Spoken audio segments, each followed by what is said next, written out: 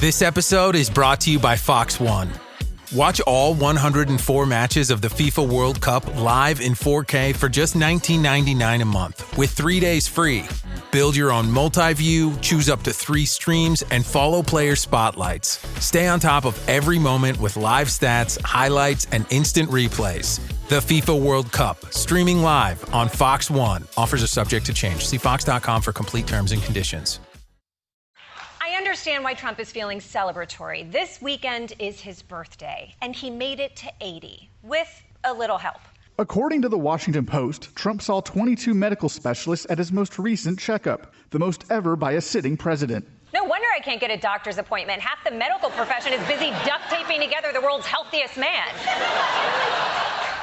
Although, to be fair, 22 specialists is not that many. You know, it's just your standard cardiologist, urologist, neurologist, internal poopologist, Dr. Pepper, Dr. Quinn medicine woman, gynecologist for his neck, and of course, a stripper dressed like a doctor who says, your test results are back, and they're bad. No, but seriously, you have high cholesterol.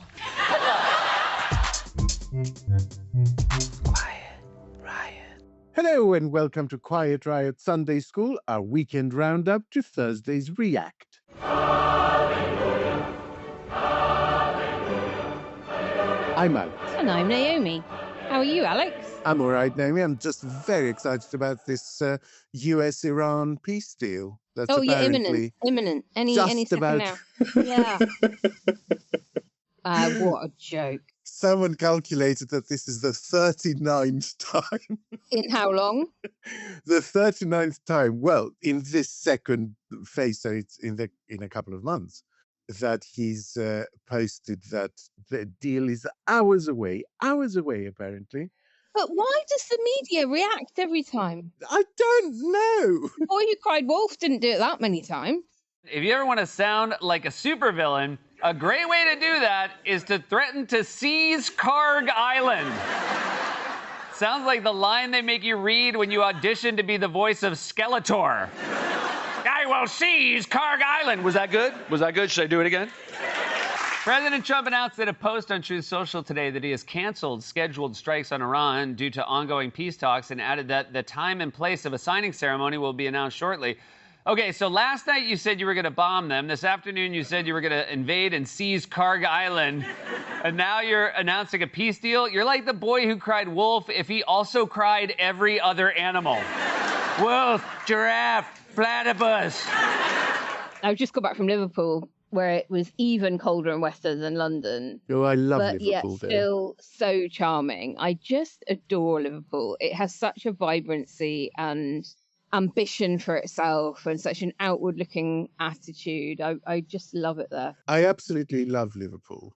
But the last time I went, which was admittedly a couple of years ago, I was a little bit disappointed that the main sort of high street had become all recognizable franchises. You know, there was, like, you could easily be in Ealing Central. Do you know what I mean? It was Primark on one side and all the franchise restaurants like Café Rouge and La Strada or whatever they are. As soon as you go one street either side of it, you do still have a much more vibrant nightlife. No, I agree. London. Phenomenal music scene, comedy scene, etc.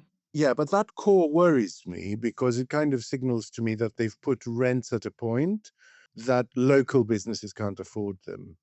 That thing tends to spread. And I'm just worried because a lot of those franchise companies are actually not fantastically well run. They tend to overextend. A lot of them are private equity owned. And then fall over the moment there's, over the moment there's a problem. Maybe that can be a whole topic for another. And still, actually, we love Liverpool. We love Liverpool. But high street regeneration, business rates, independent stores versus big brands, etc., that could be an entire show. If you've got an idea for a topic that we need to go deeper on, then backers, you've got to make sure you're coming to our editorial meeting on Tuesday. Alex, give us the details. Yeah, so it's this Tuesday coming up, the 16th, and it's at 6 p.m. because we tend to shift the day and time that we do to make sure that as many people as possible can come, because, different people have different shifts and different caring commitments and stuff like that. So this coming Tuesday, the 16th, 6 p.m., the email invites for that will go out on Monday morning. So you still have time to go to ko-fi.com/Quiet Riot Pod and subscribe, become a monthly subscriber. You can do it from as little as $5, and then you will get an invite to this editorial meeting. And it's actually going to be quite an important editorial meeting. So if you can make it, I would advise you to, because we're considering quite a big change that looks after quite a lot of the issues you've been raising, but we want to get your view on it. So, Alex, I know you and Arthur covered a fair bit of it on Quiet Riot B-side on Friday, but I do think we're going to have to revisit John Healey's resignation, the difficult decisions over defence funding, because obviously we're heading into by-election week. I think we are going to have to go back over some of that today. I fully accept that and expected it, to be honest, because we were very much doing a quick react as the story broke. And very much with a tedious sigh. I agree, we should. With Musk set to become a trillionaire, I thought also we could indulge ourselves in a little game of how to spend it. Coin the FT weekend supplement phrase. That has sent me down such a rabbit hole. I can't wait for it. So, I mean, I'd fund the UK's defence investment plan, for starters. No, I wouldn't. Good shout. No, I wouldn't. No, I wouldn't. I might fund Greece's. Let's crack on, shall we? Quiet Riot. On Thursday afternoon, quite out of the blue, Secretary of State for Defence John Healey resigned from Starmer's cabinet. In his letter, he said that he was being forced to make decisions that left the country less safe. You know what defence needs, Healey wrote, but you have been unable, and the Treasury has been unwilling to commit the resources needed. By that evening, a junior PPS had also resigned, and more notably Al Khan's, whose background in the Marines makes his voice carry a little bit further than most in defence matters, and whose prime ministerial ambitions have been talked up recently, also resigned. Just before 10 p.m., Dan Jarvis was appointed to replace Healey as Secretary of Defence. Keir Starmer has come out fighting today, saying that what prevents him from resigning is not vanity, but a sense of duty. Let's have a listen. I'm not going to walk away. I don't think we should plunge the country into the chaos of a leadership election. But if that happens and you stand, wouldn't you be a contributor to that chaos? I don't think it should happen. But if it does, it looks pretty likely. I will fight. And let me just be clear with you, that's not about personal vanity. It's not about stubbornness. It's out of a very deep sense of duty. I was elected to serve this country, notwithstanding the difficult circumstances. That is what I am doing. And in the last few weeks, others have made their own case. Mm-hmm. I've been concentrating on the job I was elected to do, which is to deliver for this country. This is about a sense of service and duty. It's not vanity, it's not stubbornness, it's duty. Naomi, is the Healey resignation simply another instance of a minister throwing his toys out of the pram because they didn't like the budget they were given? Or is it more significant? It is more significant. It's significant because it's not a backbencher with a grievance. It is the sitting Defence Secretary accusing the PM of being unable and the Treasury of being unwilling to do the first duty of government, which is to keep us safe. And he says that the settlement, rising to only, I think, 2.68% of GDP, falls short of what is required. And I think what makes it land harder than a more normal strop is that context that he cited himself, the Iran war, Russia in the high north, escalation in Ukraine, and the fact that Starmer had only recently warned that Russia could be ready to attack NATO by 2030. So I do think it is very significant. I think the wheels are rapidly coming off. The alternative would have been to have forced more savage departmental cuts on other departments, and he would have then faced other resignations from cabinet, more of them. I had a little cheeky chat with a contact of mine in a fairly central department, and they said that the process that took place was really quite strange. That basically departments were asked who's willing to give up some of their budget for defense. And everyone came back and said why they couldn't possibly, because their brief was terribly important. And so there was almost this voluntary whip round for defense, to which everyone said, no, thank you, not for my department. And I find that quite extraordinary, really, that instead of Starmer hearing all sides and making a decision of what the right thing to do is, he kind of lets them argue it amongst themselves and then just shrugs at the end and says, sorry, no can do. And I think what does make it significant is the fact that it doesn't match his rhetoric. You know, he's going around saying, we are in imminent danger, we need to take this seriously. And that is not reflected in the action he's taking behind the scenes. And, you know, I don't agree with everything he does, but I think the criticism he has received is wildly disproportionate to the job he has done. But this does feel quite significant. I mean, I've had Starmer loyalists suggest to me that Healey's a coward for leaving his post at this point, that if he does believe that defense is paramount right now and that we're in quite a perilous position, then you stay in post and fight for it. You don't just throw your hands up and walk out the door. What do you think of that? I don't think he's the coward. He's never struck me as that kind of guy. I think he is one of the less well-known ministers in the cabinet, generally regarded as quite a straight batter and safe pair of hands. So it is quite out of character, I would say, to and quite loyal to Starmer. Yeah, exactly. And you know, he says that he's only just seen it on Monday, that, you know, he wasn't even particularly involved with it, which just does all smack of this ridiculous shuttered bunker syndrome of, you know, we'll do it ourselves and then, you know, present it to you. And I don't think he is the kind of guy that could be branded a coward at all. I think he is somebody who took his brief very, very seriously. And look, I've seen him around and about the area that I live in, and he's a confident performer. When he's out and about in public, he is engaging with people around him. And I think would have probably thrown his own hat in the ring to be PM at some point as a bit of a, you know, under talked up name that could have come out of the blue. And if he did have that kind of ambition, then maybe this is the right move rather than to go down with a man who probably has only got a few days left in number 10 anyway. Right. So you think this might be leading to a sort of bid? Could be. Yeah, it's interesting. I have to say, it's a difficult balance, right? Because on the one hand, you don't want people just throwing in the towel the first time they're being told no on something that pertains to the brief. On the other hand, I also don't like people having to go out and defend a plan that they think is wrong. You know, that's fundamentally dishonest. And that's what he would have to do. If he stayed, he would have to put his name to this investment plan and go out and do the media rounds and say why it was a terrific idea. Which now Dan Jarvis is going to have to do. I know. And, you know, maybe Dan Jarvis does think it's a good plan. I don't have a judgment on the plan itself because I haven't seen it, right?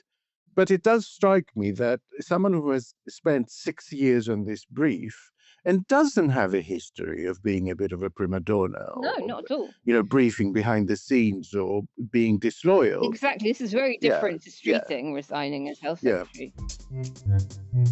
Quiet Riot. Starting or growing your own business can be intimidating and lonely at times. Your to-do list may feel endless with new tasks, and lists can easily begin to overrun your life. So finding the right tool that not only helps you out, but simplifies everything as a built-in business partner can be a game changer. For millions of businesses, that tool is Shopify. Shopify is the commerce platform behind millions of businesses around the world and 10% of all e-commerce in the US. From household names like Gymshark, Rare Beauty, and Heinz, to brands just getting started. Shopify has hundreds of ready-to-use templates that can help you build a beautiful online store that matches your brand's style. And you can tackle all the important tasks in one place, from inventory to payments to analytics and more. No need to save multiple websites or try to figure out what platform is hosting the tool that you need. And if people haven't heard about your brand, you can get the word out like you have a marketing team behind you, with easy-to-run email and social media campaigns to reach customers wherever they're scrolling or strolling. Start your business today with the industry's best business partner, Shopify, and start hearing. Sign up for your $1 per month trial today at shopify.com/realm. Go to shopify.com/realm. That's shopify.com/realm.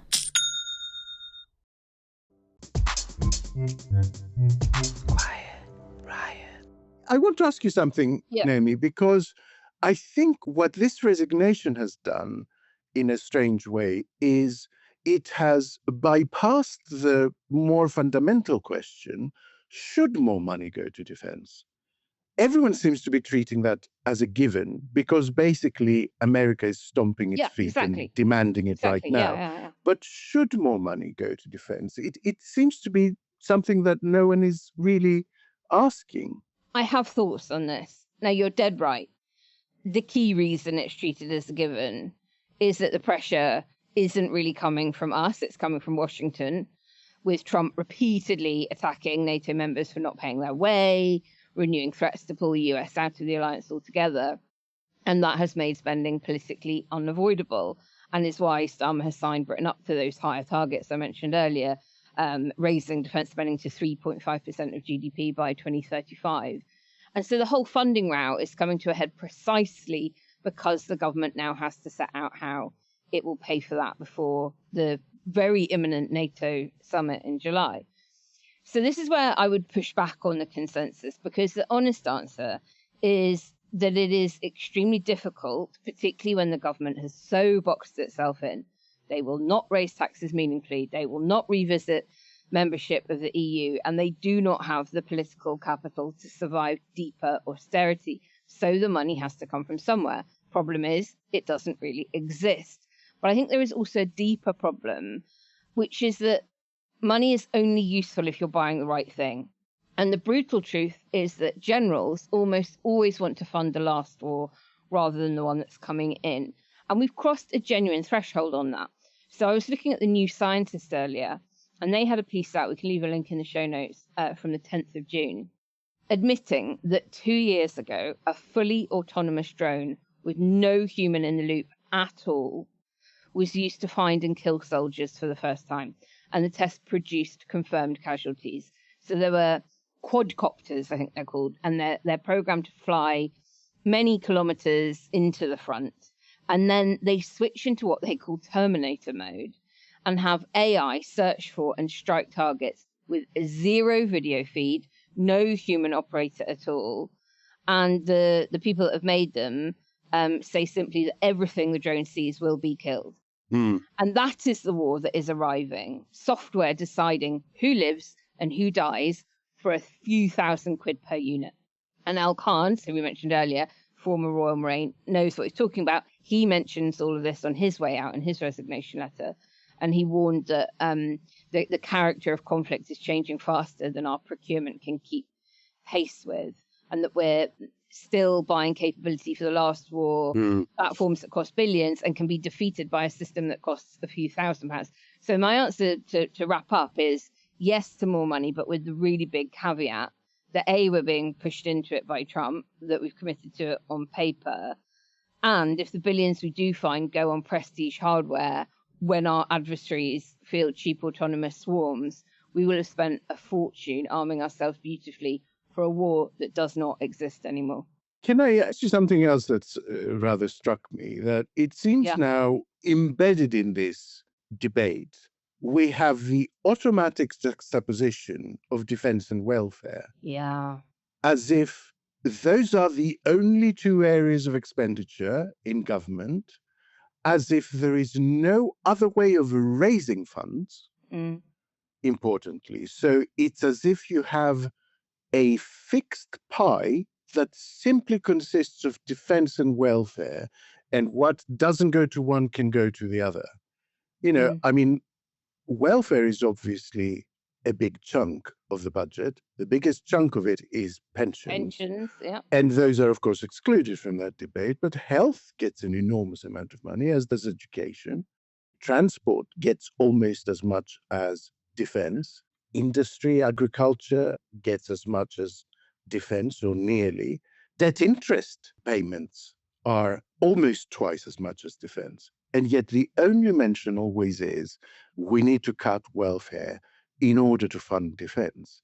And I don't quite understand how we arrived here. The BBC put out a sort of graph in support of this, I think, in support of this notion. But actually what that graph shows is that the two lines move in tandem. The only time they moved against each other was actually during John Major's tenure. It was in the late 80s and early 90s that defense line dropped very sharply and the welfare line went up very sharply. And since then, really, for about 2 decades, the two have moved in tandem. So, they've tracked each other almost throughout Labour's tenure. And then they started to move away from each other again during the Conservatives' 14 years in charge, either solely or in coalition. Is that something that is being challenged enough? Is that something that you think is fair to suggest that it's either looking after people? Of course it's not. And it's just back to what I was saying earlier about boxing themselves in on everything. And lots of people have been talking about issuing defence bonds, about trying to get this kind of patriotic sense of we can all do our bit. We can all get a longer term than ordinarily we would go for return on investment to protect our country. We're not really hearing any detail about that. But remember, it started with foreign aid. It was Annalisa Dodds who resigned first time round as Secretary of State for International Development when Starmer raided her budget to fund the original uplift in defence. That was politically cheap because aid doesn't have a domestic constituency. And it's now, as you rightly mentioned, migrated to welfare versus defence, which is totally toxic. And because this welfare bill keeps climbing. Yeah, also, one must say that is the most irrational cut to make. Totally. If you think we are living in a more dangerous world, cutting money from international development, literally you're making the world we live in more dangerous rather than less dangerous. More volatile and likely to descend into war. So what is going on here? Do you think this is actually being used as a wedge because government wants to cut? Well, I don't know that government does, but certainly small c conservatism and big C conservatism want it. And this whole notion of, the shirking worker, the benefit cheat, the claimant, the, lazy person getting handouts. It's this pitting us all against one another, othering, completely failing to understand that because in no small part, the total mishandling of the pandemic by Johnson led to far more infection, that led to far more rate of incidence of the long-term consequences of the pandemic, which really did shoot our out-of-work numbers up dramatically by comparison to other countries following the lockdown. And we had many more lockdowns and more prolonged lockdowns because we never locked down quickly enough and we allowed the virus to run rampant. And as you say, actually, the biggest amount of cash in the welfare bill is not disabled claimants, it is the state pension. And the fight everyone remembers over cutting PIP last year for hundreds of thousands of disabled people is actually a relatively small saving for a very large political cost. And, the grown-up question, I suppose, is whether it's finally time to revisit the triple lock rather than going after the people least able to absorb it. Riot. This episode is brought to you by Truly Hard Seltzer. We're always in touch, but nothing beats actually being together. This summer, grab a Truly Hard Seltzer. Light, bubbly, fruity, and make your dreams come truly. Truly is the official hard seltzer of U.S. Soccer. Visit trulyhardseltzer.com/locations to find Truly near you. Hard Seltzer Beverage Company, LLC. Boston, Massachusetts. Hard Seltzer. 5% alcohol by volume. Please drink responsibly. 21 plus only. Quiet Riot. We've mentioned Al-Khan's resignation. It is, of course, notable, both in his past and in the execution of how he resigned. He went on the Cathy Newman show for an interview, despite not receiving clearance from Number 10 to do so. Let's have a little listen. Did you think about quitting yourself? The defence investment plan as a whole, I haven't been involved in, and I found that very strange. I wouldn't say alarmed, but I was very concerned that it wasn't necessarily heeding the lessons from Ukraine, particularly on drones and uncrewed systems, and how cheap systems are replacing large, expensive bits of kit, such as, in some cases, heavy armour, all the way through to major combatant platforms at sea. And I wanted to see more of the new, innovative way of fighting that the Ukrainians are teaching us. Yeah. There are some false lessons from there as well, but some of those lessons pulled into the dip and the very central premise of it, rather than jammed in at the back end with a lower percentage of the funding. Is it fair to say, you hesitated when I asked if you'd considered quitting, is it fair to say you are currently considering your position? So within the situation, I need to do what is right by the armed forces. And if I don't think that's right, then I will absolutely consider my position. And from my perspective at the moment, we have not closed with this deal. When we have closed with this deal, I will decide my position. Alex, there have been rumours abounding that he only resigned after it was made clear he wouldn't be offered John Healey's old role as Secretary of State for Defence. Do you think there's any truth in that? The truth is, I don't know. The timing of his departure was quite odd, and it really was constructed in a way that would maximize the dramatic effect. I mean, you can resign and then go on the Cathy Newman show, or you can go on the Cathy Newman show and dare the government to sack you.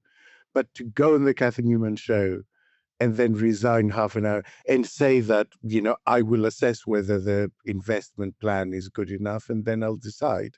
And then resign half an hour later does seem quite weird, right? As if basically he got a call right after and was told, you're not getting offered Secretary of State. You can forget about that. And he thought, right, fuck this, I'm off. Yeah.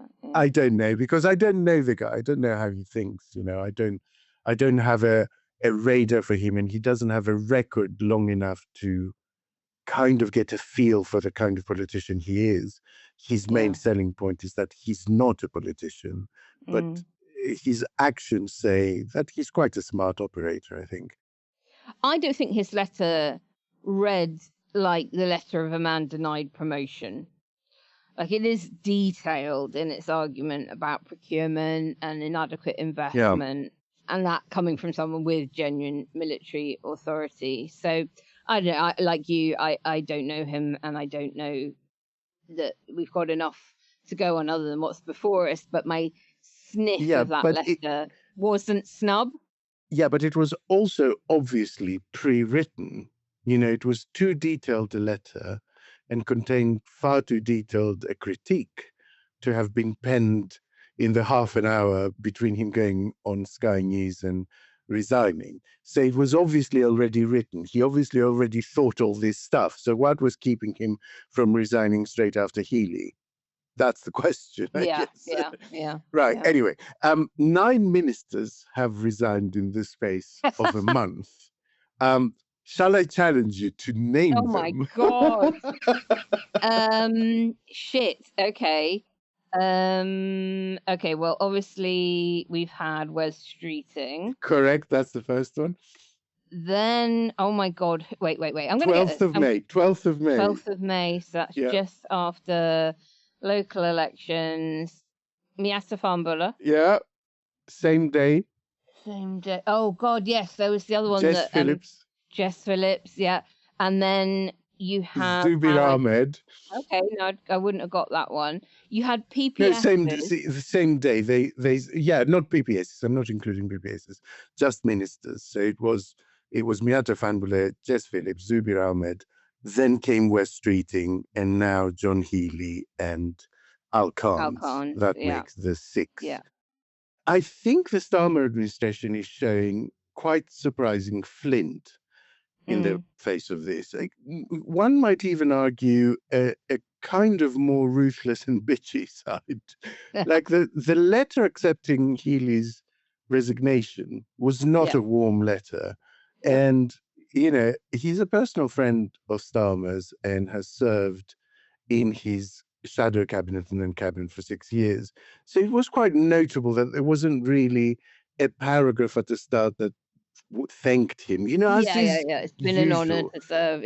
in those. They've been quite forthright and studs up in their defense of the budget and condemnation of Healey for resigning.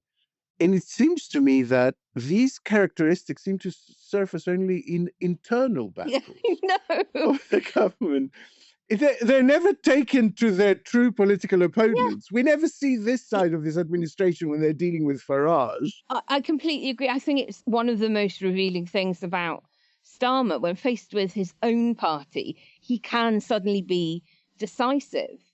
Like he's rejected all these calls for a leadership election, saying he'll fight on any challenge, insists all the time that he's the one taking difficult decisions. That feels like real steel, but it only ever comes out pointed inwards rather than outwards at reform and the Tories or the actual problems facing the country. And I don't know, like a leader who can find the ruthlessness to face down his own cabinet but not make a clear argument to the public does have their priorities backwards. And I think voters just smell it. Like the flint is real, but aimed at the wrong target. Thoughts on Dan Jarvis? I know you've come across him a few times he's been around for a long time. Yeah. On paper, shrewd pick, probably the most credible one left available for the job, who would actually have said yes to it. So for listeners who don't know, he's a parachute regiment veteran.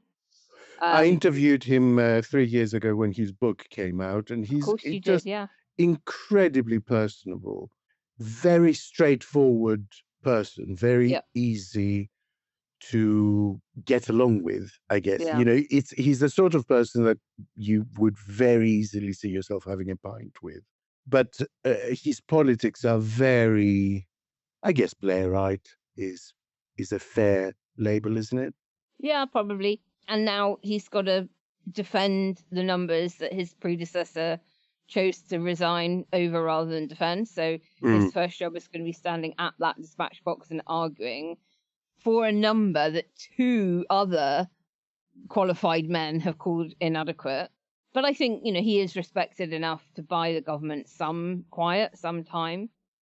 But respect is not the same as resource. And if the funding is too thin, all his credibility is going to do is delay the moment that the same problem comes back again.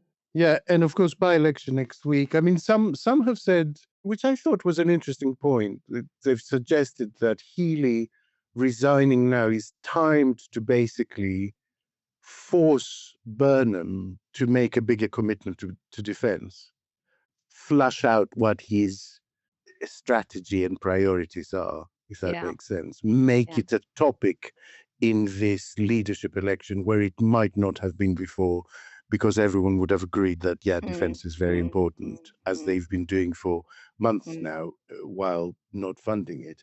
We're going to have to get into all of that timeline stuff, I think, on our main show next week, because straight after the by-election, if he wins, we then have to have another massive by-election for Greater Manchester Mayor. And so Bev Craig, who's the leader of Manchester City Council, is being talked up as the most likely successor candidate. She herself will probably lose her own council seat to the Green Party next year, because we've got really important local elections coming up in May 2027, which of course were last defended in May 2023, which of course was a year out from the general election when Labour were riding extremely high in the polls, 20 points or more north of where they are now. So they will have four-digit losses for sure. The Greens will want to have a really good stab at winning Greater Manchester Mayor under the supplementary vote system. So all of that is coming down the line. Does that mean that Burnham will delay a leadership challenge because he'll have to be seen to be making sure Labour hold that Manchester mayoral victory? Will Wes let him, if Wes really does have the 80 that he keeps claiming he does? Will he force that to happen in parallel and try and hurt Burnham with that? There is so much still happening. And then there are rumours that Burnham himself is thinking, oh shit, there's all this Iran-induced inflation that's going to really hit come the autumn. Would I be better off waiting until the new year? before I go for it. So, there are many, many different critical paths that will be being worked out by advisors behind the scenes. I've also heard Angela Rayner's name be mentioned and Louise Haig's name be mentioned with respect to the Manchester Mayor nomination. Final question. What do you make of Starmer's response that it is a sense of duty preventing him from just simply giving everyone an early Christmas present and throwing his hands up and going, all right, fine, I'll go. I'll set a timetable. I think he's just buying time. We've seen that play out before. As soon as you say that you're thinking of going, you are done for, lame ducked, gone. Every prime minister clinging on has reached for it, and it always sounds nobler than the truth. I've got this deep sense of duty to the country, blah, blah, blah. And it's because they generally have nowhere else to go. And I think if duty was his main motivator, the most dutiful act might be to recognise that an administration losing its defence secretary, health secretary, and a string of others in a matter of weeks is no longer able to govern effectively, and that holding the wheel of a stalling car is not the same as steering the country. I don't know that he's got any option this side of Burnham doing what he's going to do. I'm not quite in that camp because I think Starmer does have quite a keen awareness of how difficult the international picture is right now, and is respected internationally, and is working very hard on things like Ukraine and various defense deals unilaterally with various European countries.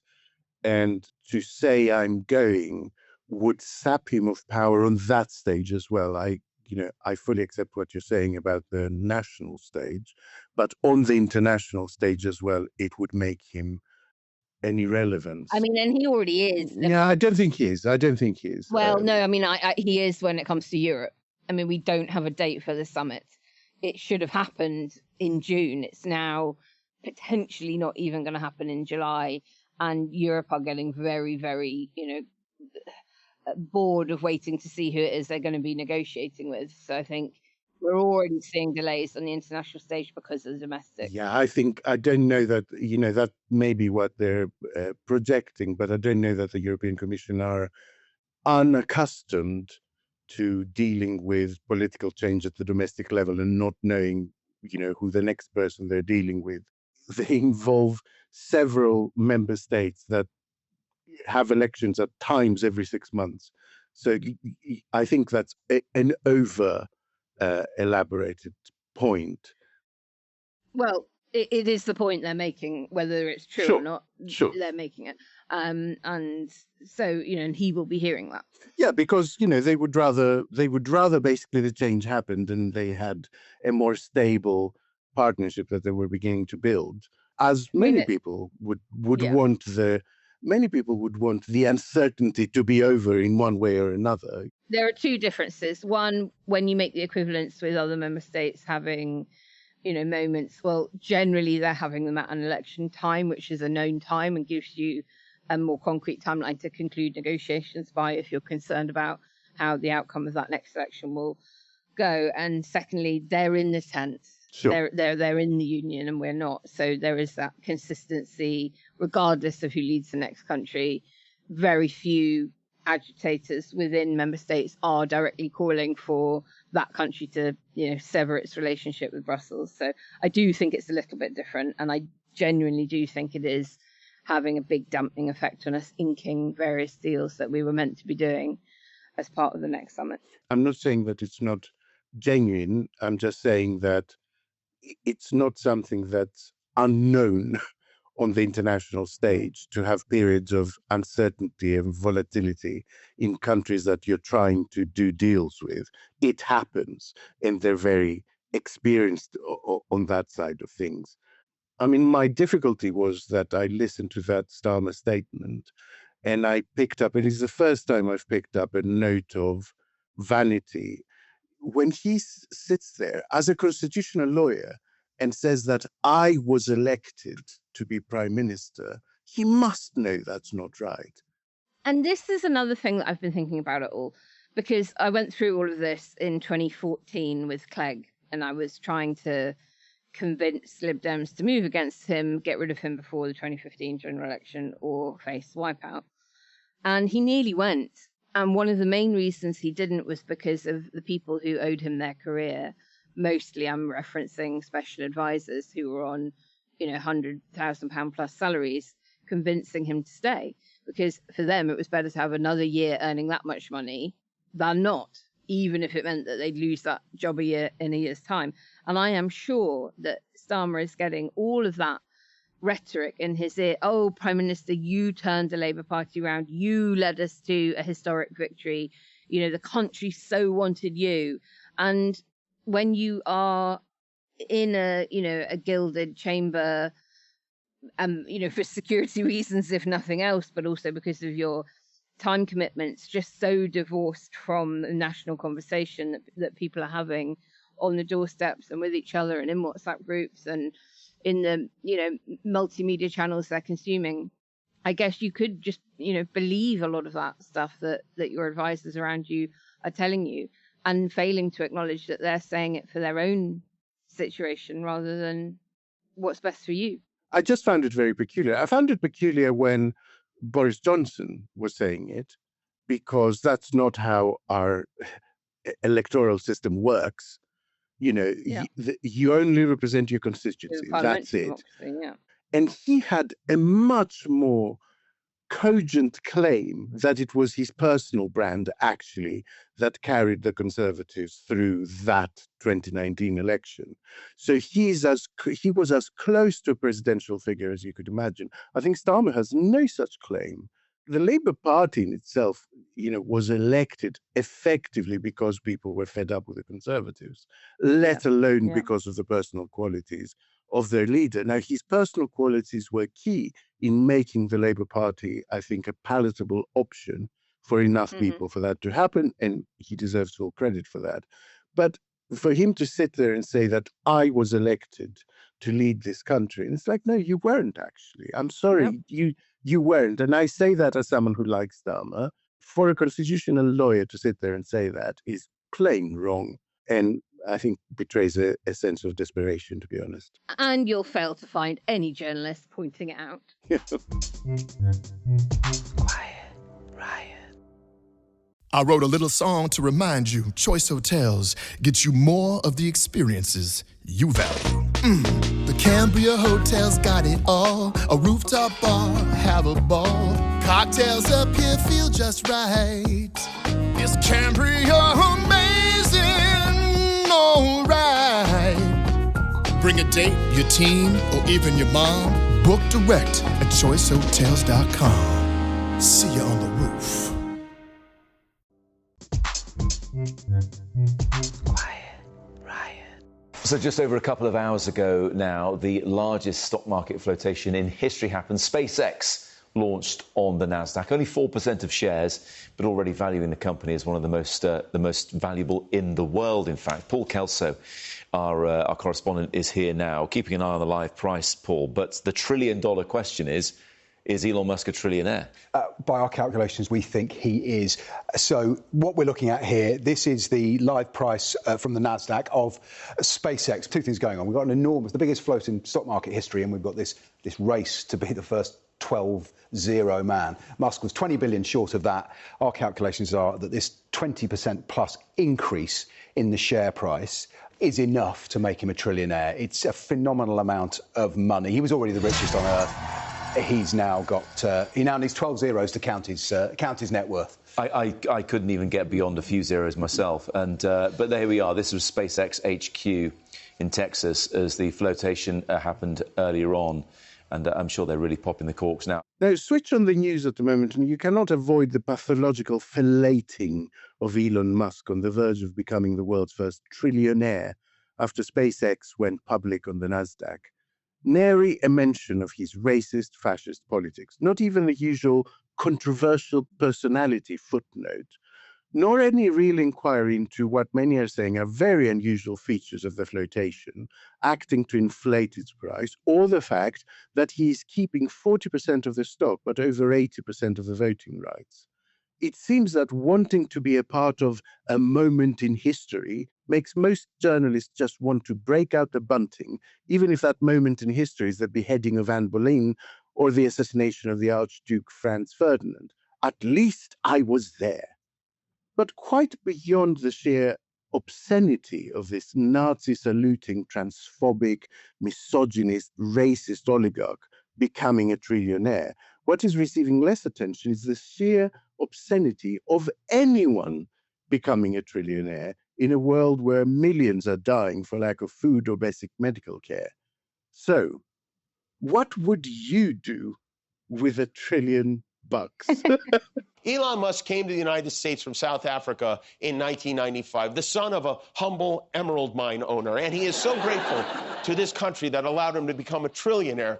Tesla paid almost no federal income tax over the past 3 years. You know, for a guy who has been openly cheering immigrants getting kicked out of the country for stealing from us, sure seems like an immigrant who's been stealing from us to me. Now, this obscenely wealthy weirdo has the ability and means to blow up the moon if he chooses, and also to put a lot of other people's money in his pockets. You know, SpaceX, it will enter the stock market so highly valued, a lot of 401ks will get triggered to invest in it automatically. That's how it works, which could be very risky for retirement accounts because SpaceX doesn't make money. It lost $5 billion last year. Typically, public companies that don't make a profit aren't automatically added to your 401k. But SpaceX would be so gigantic at the IPO, the index would just have to take it. Basically, this maneuver could make Elon a trillionaire and your parents Walmart greeters, okay? Wasn't he supposed to be going to Mars? Wasn't that, can't we chip in to help speed that up? It's $1 trillion. It's hard for our brains to conceptualize that.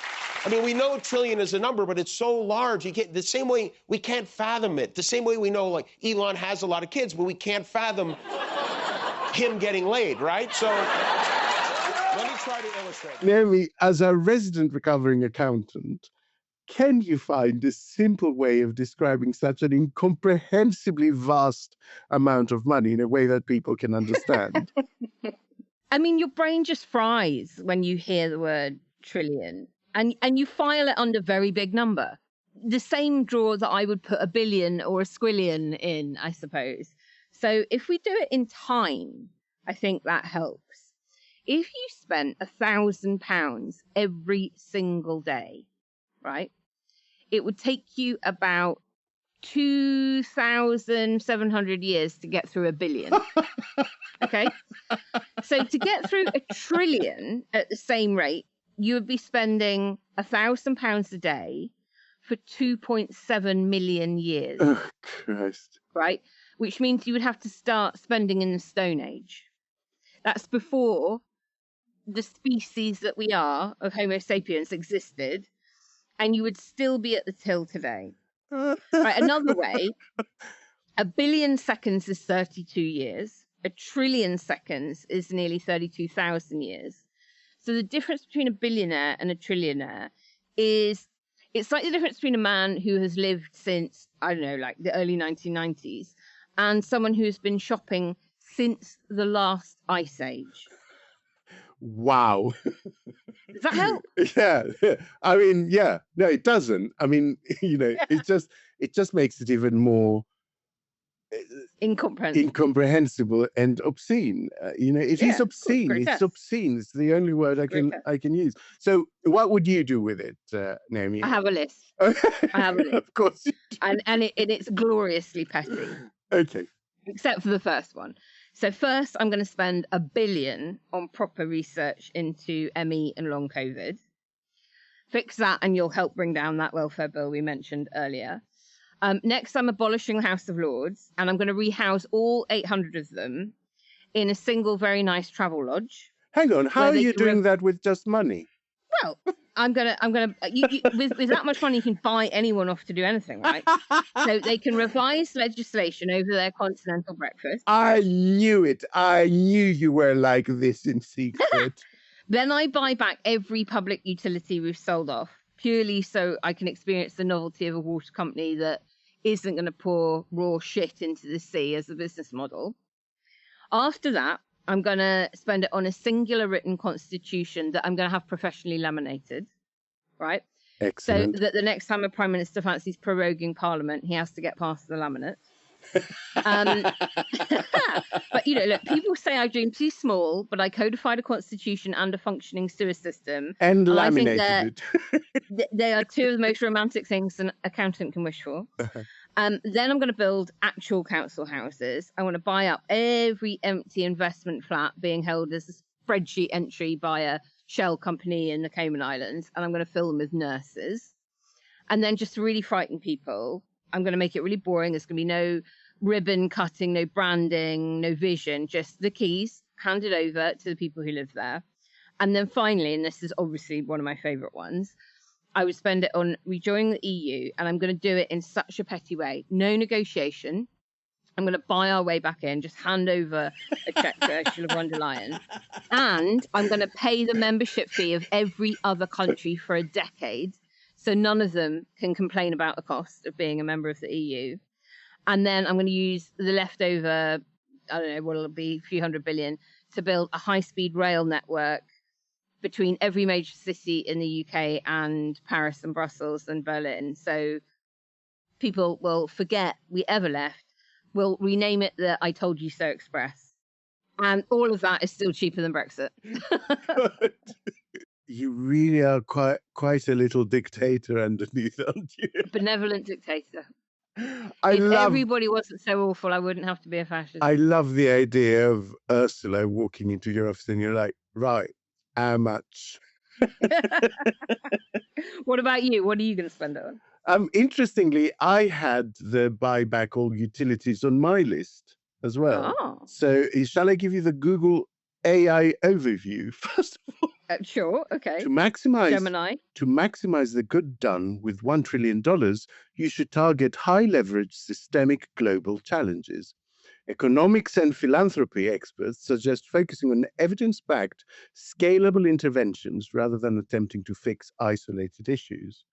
And some of the examples that I found that you could actually do with that kind of money, actually with a lot less money, like it would cost 40 billion per year, which that kind of money could easily generate, as a fraction of its interest. You could do universal education. Yeah. You could do universal basic income. You could 10 times over. You could do disease eradication for a fraction of that. You could transition every country to clean energy for less than half of that. You could end extreme poverty. You could literally lift hundreds of millions of people out of the lowest rung of extreme poverty with a very, very moderate amount of that money, which it makes my mind boggle that someone should have the power to do that and just not interested in doing that. Yeah. Now, if I were to be more selfish and go down your road, I did get into a bit of a rabbit hole of looking at large islands for sale. Okay. They're cheap, man. They're cheap. Like for 30 million, you could buy Isla Traiguén, just off Chile. Very comparable climate, actually, to England. Oh, well, I'm not coming then. It's a big old place. It's like 7-8 times the size of Manhattan. You could buy that for a fraction of that money and begin building a proper, democratic society, a good electoral system, the right constitution, give loads of people fleeing persecution that have the skills that you need in terms of builders, engineers, scientists, artists. You could just gather the best people from around the world and start creating a society that's not a bin fire. And that quite appealed to me. What would you call it? Isla Alejandro, obviously. And I would be president for life. But my role would be merely ceremonial, I hasten to add. Now, we asked Kenny, didn't we? It was only fair to give an indication of what Kenny would do with it, even though he's not on this weekend. So we did ask him under threat of suggesting he would spend it all on deep-fried Mars bars and Iron Brew, so and a repair kit for his kilt. So do you want to tell us what he what he went for. Do I have to do it in a Scottish accent? No. Try and... Unless you want to offend everyone, you know. Well, okay. So Kenny says, "Yep, I'd buy Mars and Mondelez and start selling sweets that are the traditional size." As regular listeners will know, shrinkflation is the worst thing that has ever happened to Kenny Campbell. And then with the $920 billion he'd have left, he'd target biscuit and crisp manufacturers. He wants those bags of crisps nice and full. None of this third of the packet and the rest is air nonsense. Then, having solved the food crisis of the West, he would waste, I quote, 100 billion feeding the rest of the world. Then I can get behind this one. He would drop napalm on Trump's Scottish golf courses. Oh, that's a good one. And buy everyone, and I don't know if this is everyone in Scotland or everyone in the world, a Scotland football shirt. I mean, in the world, I would guess, because I don't think there's anyone in Scotland that doesn't have a Scotland football shirt. And to be also, honest. you know, like economies of scale, once you've done a short run of them, you might as well do a few billion. And then finally, because he would then deserve it after all of that noble act of kindness, he would buy himself a big bag of chips, all for his, quote, fucking self. That's brilliant. That is so Kenny. Do you know, the more I get to know Kenny, the more I realize what an inordinate amount of his everyday thoughts are occupied by snacking. Well, when I worked with him every single day, as opposed to, you know, a couple of hours every day on the podcast when he was director of Comms at Best for Britain, it soon came to light, and this was back in his bachelor days, he pretty much only ate beef and tomato pot noodle. So I've known this about Kenny for quite a long time. Oh my God, I nearly just spat half a glass of water. And for one of his big birthdays, we had like a case of them delivered to his house. Oh, brilliant.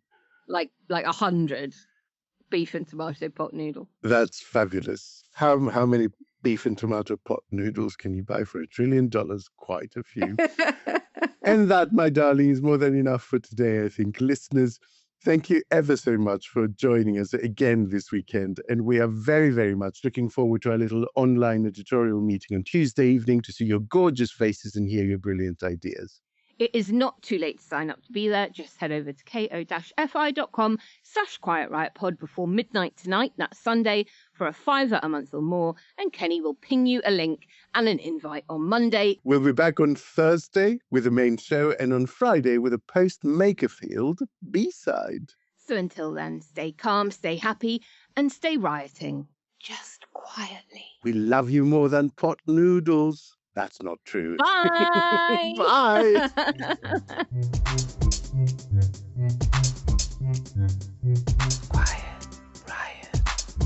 Quiet Riot is an audio production from Cooler Heads. Written and produced by Alex Andreou, Naomi Smith, and Kenny Campbell.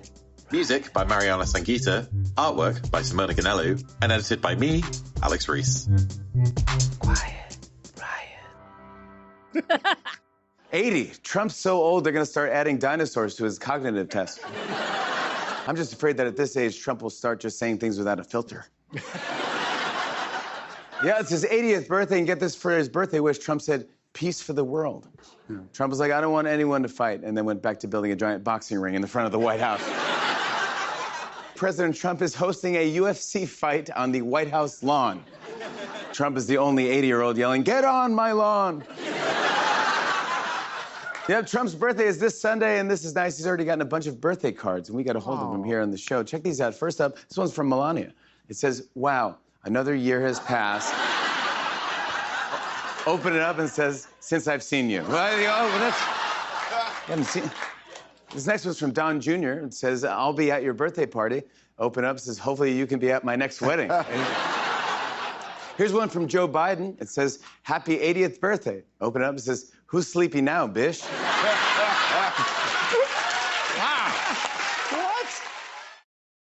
Hey there, it's Wayfair here, where delivery and setup are as easy as a few taps on your phone.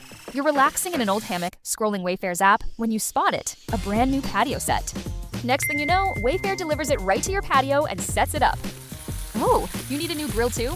All right, Wayfair's got you covered. With Wayfair's room of choice delivery and fast expert setup on qualifying orders, life gets a little easier. Visit wayfair.com or the Wayfair app. Wayfair, every style, every home.